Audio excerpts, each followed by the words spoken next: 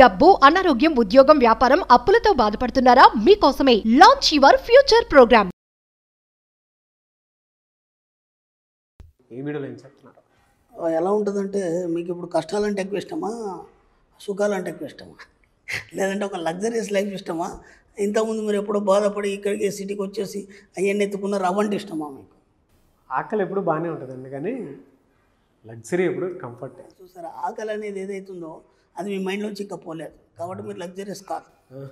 ఓకేనా? ఇంతే మీ విషయమే కాదు, ఈ సమాజంలో మనం కొన్ని విషయాలు తీసుకున్నప్పుడు ట్రూ ఏం జరుగుతుందంటే, నేను చాలా మటుకు చూశాను, అందరికీ పేదరికం అంటేనే ఇష్టం. ఓకే, రెండోది ఏంటంటే దరిద్రం అనేది చాలా ఇష్టం. నిజంగా చెప్తున్నాను, మీకు అలా అనిపిస్తుంది, కానీ ఎందుకనేది మీకు తర్వాత అర్థమవుతుంది. ఓకేనా? అలాగే బాధలు, కష్టాలు అంటే చాలా చాలా ఇష్టం. ఇది నిజమేనా? ఎంతవరకు కరెక్ట్ అనుకుంటే నిజంగా కూడా నిజమే. ఎందుకంటే తప్పు మీది కాదు, అంటే మీ పూర్వీకుల నుంచి. ఇప్పుడు మీ పూర్వీకులను తీసుకున్నప్పుడు వాళ్ళు ఏం చేశారంటే, దాదాపు ఒక 200 సంవత్సరాలు ఆంగ్లేయులు పరిపాలించారు కదా. పరిపాలించినప్పుడు ఏమైందంటే వాళ్ళ బానిసత్వంలో జీవించారు వాళ్ళందరూ. అయినప్పుడు వాళ్ళ దగ్గర డబ్బు లేదు, పేదరికాన్ని అనుభవించారు వాళ్ళు.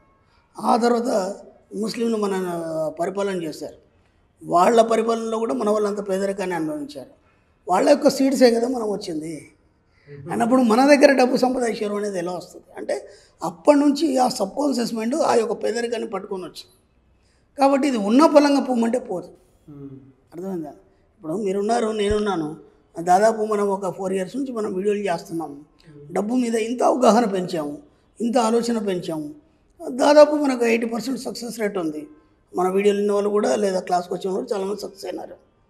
ఇప్పటికీ కూడా వాళ్ళని కదిలిచ్చినా సరే, ఎవరిని కదిలిచ్చినా సరే, మళ్ళీ వాళ్ళు పేదరికం వైపు మొగ్గు చూపుతారు. ఎందుకు అంటే, ఇది రుచించట్లేదా? ఈ యొక్క లగ్జరీస్ లైఫ్ అనేది రుచించట్లేదా, లేదా దీన్ని అనుభవించట్లేదు ఏమైనా కష్టం ఉందా అని అనుకుంటే అది కాదు. ఎందుకంటే వాళ్ళ సబ్కాన్షియస్ మైండ్ పూర్వీకుల నుంచి అదే పట్టించుంది కాబట్టి ఇది తాత్కాలికం అయిపోతుంది. ఇది తాత్కాలికం మాత్రం అవుతుంది మనకి లగ్జరీస్ అనేది. ఇది ఇప్పుడు మనం ఆపాదించాం కదా పైనుంచి, లోపల అలాగే ఉంది కదా. అవును, లోపల అదే ఉంది కదా. అదే సినిమాలో డైలాగ్ ఉంది హీరోది, పైన మాత్రం నేను స్మార్ట్గానే ఉంటాను, లోపల మాత్రం ఆ ఫైర్ అలాగే ఉంది అని. కాబట్టి పైకి మాత్రం మీరు ఇవన్నీ అనుభవించాలని కోరికలు మీకు ఉన్నాయి, ఆ విధంగా ప్రయత్నం చేస్తున్నారు. ఆ లోపల ఆ పేదరికం అనే భావన మాత్రం ఇంకా అలాగే ఉంది. కాబట్టి మీరు 100% సక్సెస్ కాలేకపోతున్నారు.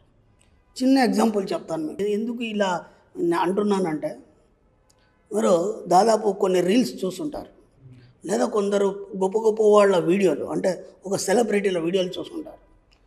ఇప్పుడు సెలబ్రిటీ అయినావు, ఒక రిచ్నెస్ అనుభవిస్తున్నావు, ప్రపంచంలో ఒక గుర్తింపు వచ్చింది. ఓకేనా? అయినప్పుడు నీ యొక్క విధి విధానం కానీ, నువ్వు మాట్లాడే విధానం కానీ, నీ ఆలోచన విధానం ఉన్నతంగా ఉండాలా, తక్కువ ఉండాలా? ఉన్నతంగా ఉండాలి. రైట్. ఒక ఇంటర్వ్యూలో ఒక యాంకర్ ఇంటర్వ్యూ చేసినప్పుడు ఒక చిన్న మాట, మీరు మొట్టమొదట ఈ యొక్క ఫీల్డ్లోకి వచ్చేప్పుడు మీ పరిస్థితి ఏంది, ఎలా కదిలిస్తాడు కదా యాంకర్. అనగానే మొత్తం అప్పుడు వాళ్ళు బాధపడ్డ అన్నీ బాధపడుతూ ఏడ్చేస్తారు. ఇన్స్టంట్ రియాక్షన్ అంటే ఆ బాధనంతా ఇప్పటి వరకు మీరు అంచిపెట్టబడింది, అది అర్థమైందా? కాబట్టి పేదరికం అనేది ఇంకా పోలేదు మీ నుంచి. మీరేమనుకుంటున్నారంటే, నేను ఇంత సాధించాను, ఇంత స్థాయికి వచ్చానని మీరు అనుకుంటున్నారు. ఆ పేదరికం పోలేదు మీ లోపల నుంచి. పోకపోవడం వల్ల ఏమవుతారంటే, అంత పెద్ద స్టార్ కూడా ఉన్న పలంగా పడిపోయి చివరి టైంలో దిక్కులేని పరిస్థితి ఏర్పడుతుంది. ఎంతోమంది సెలబ్రిటీలు చూస్తున్నాం కదా, సావిత్రి అనుకోవచ్చు, ఇంకా చాలామంది చూస్తున్నాం, ఇంకా నేను పేర్లు చెప్పలేను. కానీ చివరి టైంలో ఎంత దరిద్రాన్ని అనుభవించారు వాళ్ళు. అవునా కాదా? ఎందుకు మీకు అవి వస్తున్నాయి మళ్ళీ? Life lesson. ఎందుకు మీకు వస్తున్నాయి అవన్నీ అంటే, వాటన్నిటిని మీరు ఇంకా అలాగే దాచిపెట్టుకున్నారు. ఎందుకంటే మన మీద ఇతరులు జాలిపడడం అనేది మనకు చాలా ఇష్టం, ఎయిటి వాళ్ళు మన మీద దయ చూపడం అనేది మనకు చాలా ఇష్టం.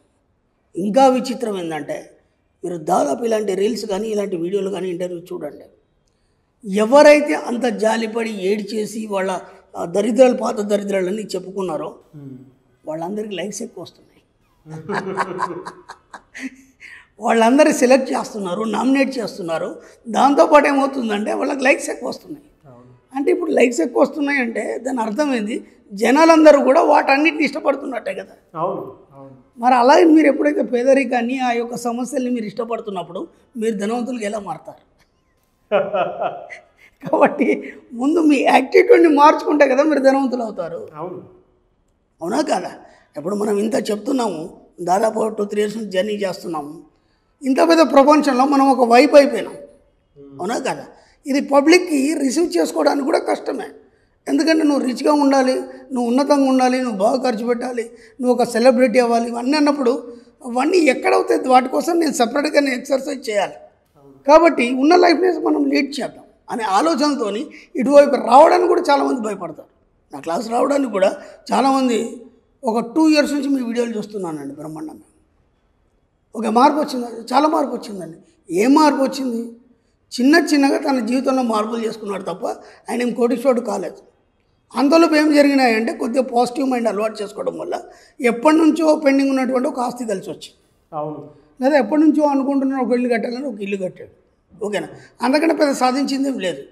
మరి క్లాస్కి ఎందుకు రాలేదండి అంటే రావాలని ఎన్నోసార్లు అనుకున్నాను, వస్తానండి అంటే. ఎందుకంటే మన క్లాస్కి వస్తే మన యాటిట్యూడ్ మొత్తం మారిపోతుంది.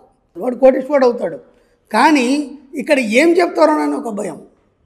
ఇక్కడ మన క్లాస్లో మనం నువ్వు ఇలా ఉండాలి అలా ఉండాలి స్ట్రిక్ట్గా ఏమి ఉండదు. జస్ట్ మనం ఏదైతే చేస్తున్నామో దాన్ని కొత్తగా చేస్తాం అంతే. అందుకనే దానివల్ల నీ లైఫ్ అంతా కొత్తగా మారిపోతుంది. కాబట్టి ఎవరికైనా సరే ఇంకా తమ మైండ్లోంచి తన ఏదైతే సబ్కాన్షియస్ మైండ్లోంచి వాళ్ళకు ఉన్నటువంటి పేదరికాల్ని దరిద్రాన్ని వారు తీసేయలేదు. కాబట్టి వాళ్ళకే ఎక్కువ లైక్ కొడుతున్నారంటే మీరు అర్థం చేసుకోండి, జనాలందరూ కూడా ఇంకా ఆ యొక్క మెంటాలిటీతోనే ఉన్నారు. ఇటు రావాలంటే ఇంకా చాలా టైం పట్టుద్ది. దాన్ని అర్థం చేసుకోవాలి. అర్థం చేసుకున్నవాడు మాత్రం ఖచ్చితంగా సక్సెస్ అవుతాడు. ఒక్కసారి అర్థం చేసుకొని సక్సెస్ అయిన తర్వాత పాతయన్ని రిమూవ్ చేయాలి. మళ్ళీ పాతయన్ని రిమూవ్ చేస్తేనే ఆ సక్సెస్ ఎప్పటికీ కంటిన్యూగా ఉంటుంది. లేదనుకో అవన్నీ కొద్దిగా లోపల ఉన్నాయనుకోండి మళ్ళీ వెనక్కి జారిపోవడం అనేది జరుగుతుంది. అంటే ఒక పెద్ద కోటీశ్వరుడు కావచ్చు, ఒక మంచి వ్యాపారవేత్త అవ్వచ్చు, ఎందుకు మళ్ళీ వెనక్కి జారిపోతున్నాడు, ఎందుకు ఫీల్ అవుతున్నాడు అంటే తన లోపల ఆలోచనలు అలాగే నిక్షిప్తమై అలాగే ఉన్నాయి, వాటిని రిమూవ్ చేయలేదు. అది ఆ రిమూవ్ ఎలా చేయగలంటారు? ఎలా చేయాలి? మనం ఏదైతే పాజిటివ్ని పదే ఆలోచించినప్పుడు ఆటోమేటిక్గా అవే రిమూవ్ అవుతాయి. పొరపాటున కనుక రిమూవ్ చేయకపోతే డిలీట్ కట్ అని చెప్పాలని ఎన్నోసార్లు చెప్పుకున్నాం. డిలీట్ కట్ అని చెప్తున్నాము, మళ్ళీ ఎవరైనా మిమ్మల్ని కదిలించగానే మళ్ళీ అవే చెప్తున్నాం. డిలీట్ కట్ ఎక్కడైనా అసలు టాపిక్ లేదు. మన సబ్జెక్ట్లో ఒక పాయింట్ ఉంది, ఎక్సలెంట్ పాయింట్. ఏం పాయింట్ అంటే నిన్న మీరేం తిన్నారు, నిన్న మీరేం చేశారు అని ఎవరైనా మిమ్మల్ని అడిగాడు అనుకోండి, నాకు తెలియదు అనాలి అంతే. అంటే మర్చిపోవాలి దాన్ని. నిన్న చేసిన విషయం మనకు గుర్తుంటుంది కదా. మన సబ్జెక్ట్లో ఏదైనా సరే నిన్నేం జరిగిందంటే నాకు సంబంధం లేదని చెప్పాలి, నాకు తెలియదు అని చెప్పాలి, మర్చిపోయాను అని చెప్పాలి. ఒకవేళ కనుక అది గుర్తుంటే నువ్వు చెప్పినావంటే ఇంకా దాన్ని ఇంకా నువ్వు నెమరేసుకుంటున్నావు అనమాట. ఈ పాత భావాలన్నింటినీ వాటి నెమరేసుకుంటున్నావు కాబట్టి అవి నెమరేసేంత వరకు నువ్వు అనుకున్న టార్గెట్ సాధించలేవు. అది anyways thank you so much doctor Shri Acharya. Thank you అండి.